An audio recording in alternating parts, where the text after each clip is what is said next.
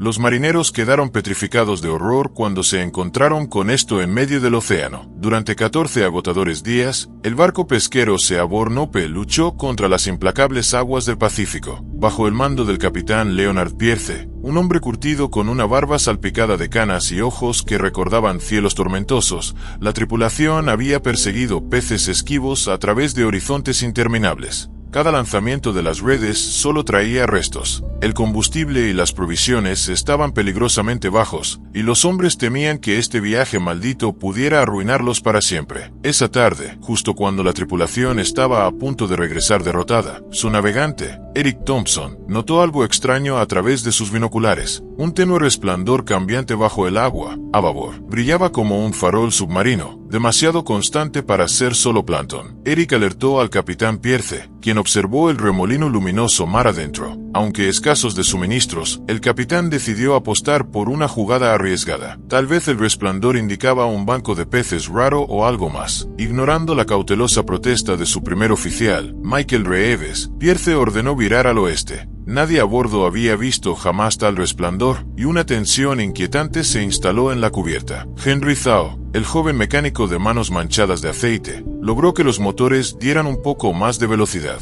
La moral estaba baja, pero nadie se atrevía a cuestionar al capitán. Ese resplandor tenía algo hipnótico, como si el mismo océano los llamara. La noche cayó lentamente. El cielo se convirtió en una cúpula de tinta salpicada de estrellas, mientras el resplandor en el horizonte titilaba con una suave radiancia. Para cuando el Seaborn Hope se acercó, la tripulación estaba al límite. Amir Abdul, el cocinero, cuyo rostro estaba marcado por décadas en el mar, removía una olla de estofado en silencio. Andrew Kravitz, el marinero más joven, estaba encaramado cerca de la proa, garabateando en su cuaderno raído. Incluso en la penumbra, quería registrar cada detalle de ese extraño hallazgo. James Henry, conocido por su vista aguda como una navaja, se acercó a la barandilla. Miró al agua con intensa concentración. Al principio, pensó que podría ser un banco de peces, pero las formas bajo el agua eran enormes, deslizándose con una gracia inquietante. Llamó al capitán Pierce, quien se unió a él en el costado de estribor para ver las formas por sí mismo. De repente, el resplandor se intensificó, iluminando un círculo del océano de unos 50 metros de diámetro. Un silencio cayó sobre la cubierta. Cada marinero observaba, hipnotizado por la luz antinatural. Entonces, desde debajo de la superficie centelleante, algo comenzó a emerger, enorme y metálico, con una forma curva como una concha incrustada de percebes. Cortinas de agua caían por sus lados, y durante un segundo que detuvo el corazón, los hombres pensaron que se enfrentaban a una bestia mítica del mar. Un suspiro colectivo recorrió a la tripulación. Amir casi dejó caer su cucharón. Henry murmuró una leve maldición. Michael Reeves soltó su inseparable pipa. El asombro se dibujó en su rostro. No era una ballena ni un pez gigante, parecía más bien un caparazón colosal y corroído. A unos pasos del barandal, los ojos de Andrew se abrieron con incredulidad, pero después de un momento, los hombres se dieron cuenta de que no era un animal en absoluto. Parecía una sección de un revestimiento metálico, oxidado, cubierto de bultos de percebes. La realización provocó un escalofrío de miedo sobre la cubierta. Una sección de casco maltrecha, posiblemente de un submarino o un antiguo buque de guerra, estaba emergiendo. Un resplandor pálido salía desde el interior, como si alguna fuente de energía residual aún brillara tras incontables años bajo las olas. El capitán Pierce intentó controlar su voz. «Nos acercaremos con cuidado», ordenó. «Enciendan el reflector». El haz brillante barrió los restos. Había abolladuras en el acero, y aberturas irregulares se abrían a lo largo de la estructura retorcida. A través de una enorme rasgadura, esa extraña luz brillaba con más intensidad. Todos en la cubierta intercambiaron miradas de inquietud. Algunos querían huir, otros se sentían impulsados a investigar esa reliquia insólita. «Esto no debería estar aquí», susurró Andrew, barabateando notas frenéticas. «Ninguna ruta de navegación pasa por este sector». El miedo y el asombro se mezclaban. El objeto se estremeció, levantando espuma en remolinos. Los hombres se encogieron, esperando a que alguna criatura monstruosa emergiera. Nada. Con cautela, el capitán Pierce ordenó a Henry y Michael que aseguraran una cuerda. Quizá podrían amarrar el objeto al Seaborn Ope y examinarlo más de cerca. Henry sujetó con cuidado un cable a una viga astillada de los restos, mientras James y Amir enfocaban los reflectores. Paso a paso, el capitán Pierce avanzó por el costado del casco, buscando una abertura. El resplandor palpitaba desde una cámara interior. Cada fibra de su cuerpo le decía que aquello era peligroso, pero la curiosidad lo impulsaba. Encontró una rendija en el metal retorcido. Al apuntar su linterna al interior, reveló corredores cubiertos de algas, cables rotos colgaban, y el aire apestaba a podredumbre y agua estancada. Algunos de los hombres se le unieron, enfocando haces de luz hacia la penumbra. Pronto divisaron contenedores cilíndricos y brazos metálicos deformados, todos envueltos en algas goteantes. Entonces vieron los esqueletos. Uniformes desgarrados se aferraban a huesos quebradizos, medio enterrados en el sedimento. Los hombres se quedaron congelados, las gargantas apretadas por el horror. Un silencio cayó, roto solo por el chapoteo de las olas. Comprendieron que ese lugar era una tumba colectiva, una tripulación entera perdida en el mar, dejada a pudrirse en algún artefacto subacuático extraño. Amir murmuró una oración en voz baja. Andrew presionó su libreta contra el pecho, conmocionado por la escena. Michael se quitó la gorra en señal de respeto. El capitán Pierce tragó saliva y dirigió su linterna hacia el contenedor más grande. Estaba agrietado, filtrando un líquido que brillaba débilmente. ¿Podría ser nuclear? Químico. La posibilidad de radiación le revolvió el estómago. Un ruido de raspado resonó desde lo más profundo del naufragio. Los hombres se tensaron, moviendo las linternas nerviosamente. La nave se sacudió como si se estuviera acomodando. El agua irrumpió, derrumbando una sección del pasillo. Atrás, todos afuera, gritó Pierce. Corrieron hacia la salida, con el corazón latiendo con fuerza. Una ola repentina golpeó al Seaborn Ope, rompiendo la línea de amarre. El agua se agitó mientras el naufragio se alejaba, crujiendo bajo la fuerza del océano. En una oleada de espuma, todo el cascarón metálico comenzó a hundirse, el resplandor verdoso parpadeando como una linterna moribunda. En segundos, desapareció bajo la superficie turbulenta. Jadeando, los marineros se reunieron en su cubierta. Algunos se aferraban a las barandillas, otros simplemente miraban el agua en espiral donde la nave había desaparecido. Habían estado a segundos de unirse a la tripulación esquelética en la tumba de abajo. En cada rostro se leía el impacto y el alivio. El capitán Pierce se secó el sudor de la frente. Las páginas del cuaderno de Andrew crujían al viento.